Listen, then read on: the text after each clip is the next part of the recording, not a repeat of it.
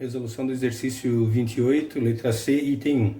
O exercício pede para calcular o limite e verificar a continuidade das funções, nesse caso dessa função, nos pontos indicados. Então, em t igual a 0 e em t igual a 3. Então, a gente vai começar analisando a continuidade e o limite, calcular o limite em t igual a 0. Como para verificar a continuidade eu preciso calcular o limite, então a gente já começa calculando o limite em t igual a 0. Bom, limite de f de t quando t tende a 0 vai ser o limite da coordenada i mais o limite da coordenada j. Então, é o limite de t tendendo a 0 de t menos 3 sobre t menos 3, módulo t menos 3 sobre t menos 3, mais t quadrado, limite, quando t tende a 0, de t quadrado j. Bom, observe que eu peguei a sentença de cima, porque o t tende a 0, né? Não. Então, para qualquer valor diferente de 3, vale isso aqui. Então, como 0 é diferente de 3, eu pego essa parcela de cima.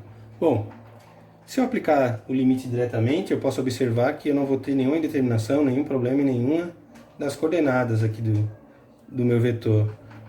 Esse cara aqui vai dar, se eu aplicar módulo de menos 3 sobre menos 3i, mais 0 ao quadrado j, o que vai dar menos 1i mais 0j, ou simplesmente menos i.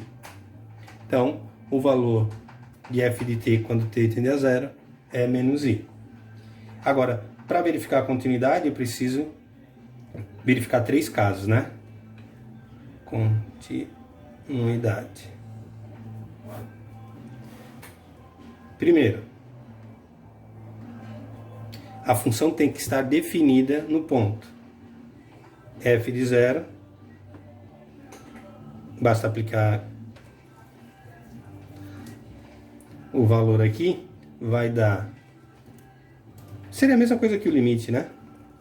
Se eu aplicar f de 0, vai ser 0 menos 3 módulo sobre menos 3i, mais 0 ao quadrado j, que é menos i. Então, está definido ou existe o f de 0. Segundo, calcular o limite. Limite de f de t quando t tende a 0. Como a gente já calculou anteriormente, deu menos i. E aí, o terceiro caso, como o limite de f de t quando t tende a 0 é igual a f de 0, temos que f de t, vetor, né, é contínua em t igual a 0. Bom, falta agora verificar a continuidade para t em t igual a 3.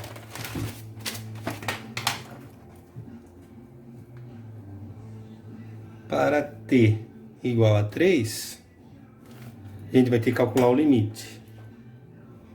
Limite, quando t tende a 3 de f de t, vai ser o limite coordenada a coordenada.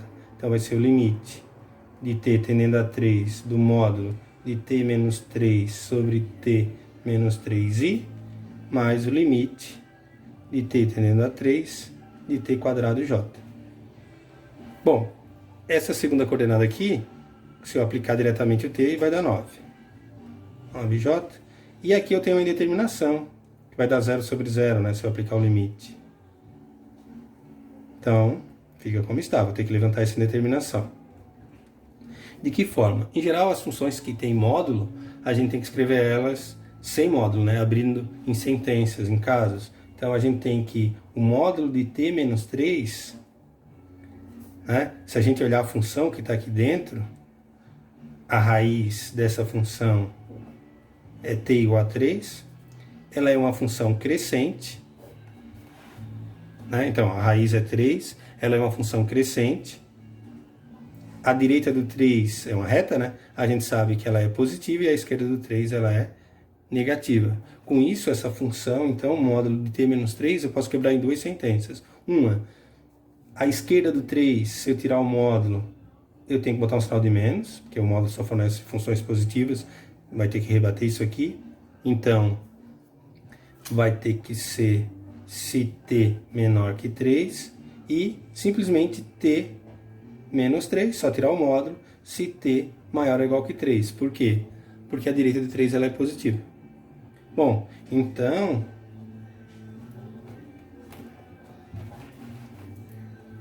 o limite, quando t tende a 3, do módulo de t menos 3 sobre t menos 3, eu vou ter que fazer em dois casos. Um limite pela esquerda e um limite pela direita. Se esses dois limites existirem e forem iguais, o limite vai ser esse valor. Se eles forem diferentes, o limite não existe.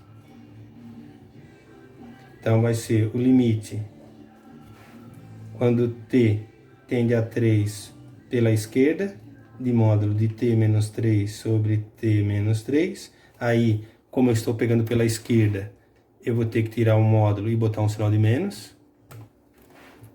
Isso vai ser o limite de t tendendo a 3 pela esquerda, de menos t menos 3 sobre t menos 3, que vai dar menos 1. Se eu pegar o limite quando t tende a 3 pela direita, de módulo de t menos 3 sobre t menos 3, isso vai me dar um limite de t tendendo a 3 pela direita, só que a gente sabe agora que é só tirar o módulo, porque é positivo a direita do 3. Isso vai dar 1. Como o limite de t tendendo a 3 pela direita, de t menos 3 sobre t menos 3, foi diferente do limite de t tendendo a 3 pela esquerda, de módulo de t menos 3 sobre t menos 3, temos que, deu diferente esse limite, temos que o limite de t tendendo a 3 do módulo de t menos 3 sobre t menos 3 não existe. Então, o que a gente pode falar sobre a continuidade? Como o limite de t tendendo a 3 de f de t não existe, né? Porque o limite de uma das coordenadas não existiu. Não existe. Temos que f de t não é contínua em t igual a 3. Observem que há um erro no gabarito, que ele diz que em t igual a 3 o limite é i mais 9j. E a gente acabou de ver que em t igual a 3 o limite não existe. E então, em t igual a 0, o limite é menos i, e não menos j, como está ali.